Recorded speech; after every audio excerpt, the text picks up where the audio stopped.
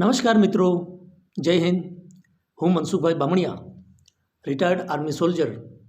આપ સૌનું world in box એકેડમીના ડિજિટલ પ્લેટફોર્મ પર હાર્દિક સ્વાગત કરું છું.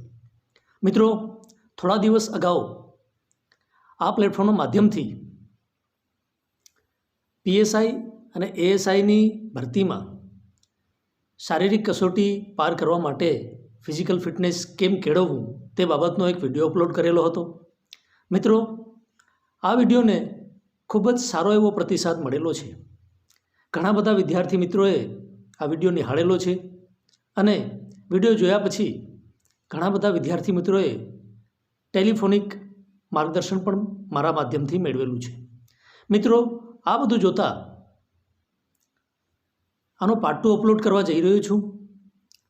આશા છે કે આ માર્ગદર્શન આપને ક્યાંક ને ક્યાંક મદદરૂપ સાબિત થશે અને આવનારી પરીક્ષાઓમાં, ખાસ કરીને ટૂંકા સમયમાં થવા જઈ રહી છે એ પરીક્ષા પીએસઆઈ એએસઆઈની ફિઝિકલ ફિટનેસ શારીરિક કસોટીની પરીક્ષા, તેમજ હવે જીપીએસસીએ પણ પીઆઈની શારીરિક કસોટીનું શેડ્યુલ બહાર પાડી દીધું છે. મુતાબિક 22 એપ્રિલથી થવા જઈ રહી છે. તેમાં તમામ વિદ્યાર્થી મિત્રો કે જે શારીરિક કસોટીની તૈયારી કરી રહ્યા છે તેમને આ વિડીયોના માધ્યમથી માર્ગદર્શન મળશે અને ક્યાંક ને ક્યાંક મદદરૂપ સાબિત થશે એવી આશા સાથે આ વિડીયો અપલોડ કરી રહ્યો છું. મિત્રો, ગઈ વખતે મેં આપને જણાવેલું એ પ્રમાણે કે આપ પ્રેક્ટિસની શરૂઆત કરી જ રહ્યા છો ત્યારે ટૂંકા સમયગાળામાં શરૂઆતમાં પ્રેક્ટિસ કરવા માટે સૂર્યોદય પહેલાં તમે દોડો ત્યારે ધીરે ધીરે દોડો શરૂઆતમાં, ત્યારબાદ રનિંગને ઇન્ક્રીઝ કરતા જવાનું. એવી રીતના એક અઠવાડિયા સુધી પોતાના શરીરને રનિંગમાં મેચ કરવાનું છે, રનિંગમાં ઢાળવાનું છે, એવી રીતના દોડવાનું છે. આશા છે કે તમામ વિદ્યાર્થી મિત્રો જે તૈયારી કરી રહ્યા છે તેઓએ થોડી ઘણી પ્રેક્ટિસ કરી અને પોતાના શરીરને આ લેવલ ઉપર લાવી દીધું હશે કે તેઓ હવે કડી પ્રેક્ટિસ કરી શકે, સારી રીતે પ્રેક્ટિસ કરી શકે. મિત્રો, આપણે સૌ જાણીએ છીએ કે આ જ મહિનામાં શારીરિક કસોટી થવા જઈ રહી છે કે જ્યાં એપ્રિલનો મહિનો છે, ગરમી પણ ખૂબ વધારે છે. તો જરૂરી છે કે તમે પ્રેક્ટિસ દોરાન પણ તડકામાં અથવા ગરમી વધારે હોય ત્યારે પણ પ્રેક્ટિસ કરો, એ નિહાયત જરૂરી છે. મિત્રો, આ બધું જ પ્રેક્ટિસ કરતાં પહેલાં એક વાત સ્પષ્ટ કરી દઉં કે ક્યાંય પણ આ પ્રેક્ટિસ દરમિયાન તમારે તમારા શરીરમાં કોઈ તકલીફ નથી કરી લેવાની. ગરમીનો મોસમ છે, પાણી ખૂબ વધારે પીવાનું છે. બની શકે તો ગ્લુકોઝ અથવા લીંબુ પાણી પણ સાથે રાખવાનું છે. અને દોડતા સમયે અથવા દોડ્યા પછી પણ તમને જો એવું ક્યાંય પણ મહેસૂસ થાય ડિહાઇડ્રેશન કે શરીરમાં પાણીની તકલીફ, કમી, તો તમારે તમારા ડૉક્ટરની સલાહ પણ લઈ લેવાની છે. એટલે સ્પષ્ટ કરી દઉં છું કે પ્રેક્ટિસ દરમિયાન તમારે કોઈ શરીરમાં તકલીફ નથી કરી લેવાની. શરીર તંદુરસ્ત હશે તો તમે પ્રેક્ટિસ પણ સારી રીતે કરી શકશો અને તમે પરીક્ષા પણ પાસ કરી શકશો. માટે ફર્સ્ટ સ્ટેપ એ છે કે તમારે તમારા શરીરનું સારી રીતે ધ્યાન રાખવાનું છે અને પછી જ પ્રેક્ટિસ કરવાની છે. મિત્રો, ગયા વિડીયોમાં મેં આપને કહેલું કે તમારે સૂર્યોદય પહેલાં 6 કિલોમીટર દોડી લેવાનું છે. 6 કિલોમીટર દોડવાની પ્રેક્ટિસ કરવાની છે. અને જો તમે 7-8 દિવસ કે 10 દિવસ સુધી આ પ્રેક્ટિસ કરી હોય તો એનો મતલબ એ છે કે તમે સારી રીતે રનિંગમાં મેચ થઈ ગયા છો. હવે જરૂરી એ બને છે કે તમે દિવસ દરમિયાન સવારે પ્રેક્ટિસ કર્યા પછી સાંજના એટલે કે 4 વાગ્યાની આસપાસ પણ પ્રેક્ટિસ કરો. કેમ કે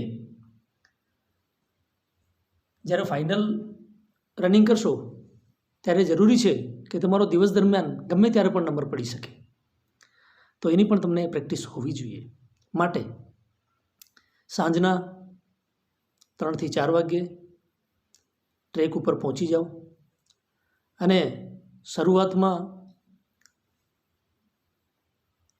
હલકી ફૂલકી પ્રેક્ટિસ જ કરવાની છે, ધીરે ધીરે દોડવાનું જ છે. જ્યારે તમારું શરીર વોર્મઅપ થઈ જાય ત્યારે ખુદ તમને કહેશે કે હા હવે સ્પીડ વધારો, ત્યારે જ સારી રીતે દોડવાનું છે અને ટાઈમિંગની સાથે દોડવાનું છે. મિત્રો, બીજી એક વાત એ પણ તમને કહી દઉં કે જ્યારે તમે ફાઇનલ દોડવા જશો ત્યારે તમારે 2 વાત ધ્યાનમાં રાખવા જેવી છે.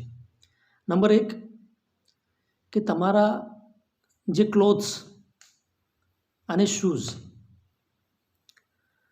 મિત્રો પ્રેક્ટિસ દરમિયાન તમે જે અપર અને લોઅર પહેરો છો અને જે શૂઝ પહેરો છો, અત્યારે જે કંઈ ચેન્જ ફોર કરવું હોય તે કરી શકો છો, પણ ફાઇનલમાં તમારે એ જ પહેરવાના છે કપડાં અને શૂઝ જે તમે પ્રેક્ટિસમાં પહેરો છો. પ્રેક્ટિસ દરમિયાન પહેરેલા શૂઝ અને કપડાં એ તમને ફાઇનલમાં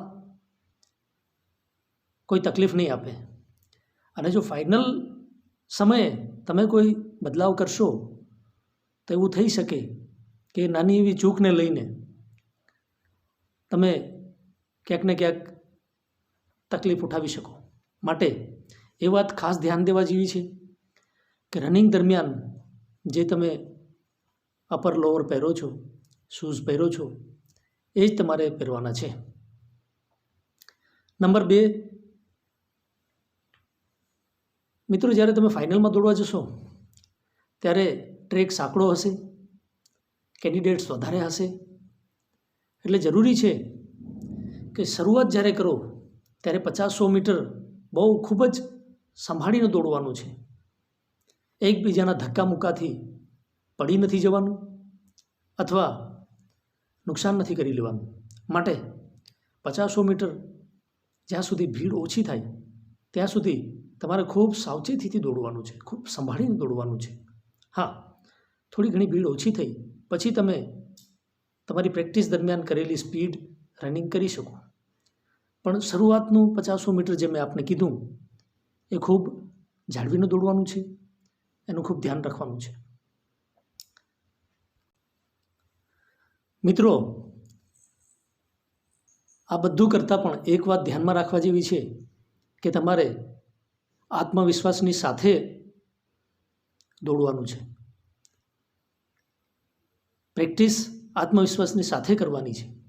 જો પ્રેક્ટિસ એ રીતે કરશો તો ફાઇનલ પણ આત્મવિશ્વાસની સાથે જ કરશો અને તો જ તમે પાસ પણ કરી શકશો. મિત્રો, એ તમામ વિદ્યાર્થી મિત્રો કે જે પોતાને પોલીસ સબ ઇન્સ્પેક્ટર અથવા પોલીસ ઇન્સ્પેક્ટર બનવા જોવા માગે છે, તમામ મિત્રોને ખૂબ ખૂબ શુભેચ્છાઓ. અને રનિંગની પ્રેક્ટિસ દરમિયાન મારા દ્વારા કહેવામાં આવેલી વાતો નાની નાની છે પણ ક્યાંક ને ક્યાંક તમને ફાયદો અપાવી શકે એમ છે. એમને ધ્યાનમાં રાખી અને પ્રેક્ટિસ કરો. ફરી એકવાર, ગરમીનો મોસમ છે, પ્રેક્ટિસ સવારે 1 કલાક તેમજ સાંજના બી 1 કલાક કરવાની છે. ગરમી દરમિયાન કોઈ તકલીફ નથી ઉપાડી લેવાની અથવા કોઈ તકલીફ થઈ જાય શરીરમાં એવું નથી કરવાનું. પાણી ખૂબ પીવાનું છે. ગ્લુકોઝ, લીંબુ પાણી જે પણ કંઈ તમે પી શકો તેનો ઉપયોગ કરવાનો છે.